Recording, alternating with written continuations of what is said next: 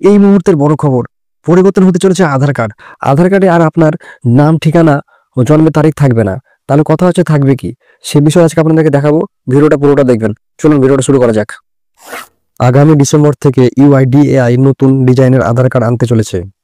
এই নতুন কার্ডের নাম, ঠিকানার মতো ব্যক্তিগত তথ্য থাকবে না। পরিবর্তে থাকবে শুধু একটি ছবি ও কিউআর কোড। তথ্য চুরি রুখতে এবং অফলাইন ভেরিফিকেশন সুরক্ষিত করতে নয়া পদ্ধতি। ইউআইডিএআই ডিসেম্বরের শেষেই নতুন আধার কার্ড আনতে চলেছে। সংস্থার সিও ভূপেশ কুমার ঘোষণা করলেন এমনটাই। জেনে নিন ঠিক কি কি বদল আসতে চলেছে আপনার আধার কার্ডে। থাকবে শুধু ছবি আর একটি কিউআর কোড।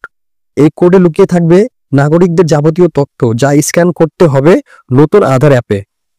এখানে বুঝতে পারলেন যে নাম, ঠিকানা, জন্মের তারিখ কিছুই থাকবে না। থাকবে শুধু যার আধার কার্ড, তার ছবি ও একটি কিউআর কোড। এখন প্রশ্ন হলো, নতুন আধার কার্ড কেমন হবে?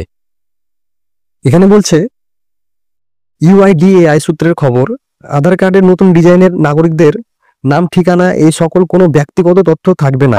কিউআর কোড স্ক্যান করলেই বেরিয়ে আসবে আধার কার্ডে যাবতীয় তথ্য। তবে ভিডিওটা কেমন লাগলো অবশ্যই জানাবেন, আর ভিডিওটা শেয়ার করে সবার কাছে পৌঁছে দিবেন। ধন্যবাদ।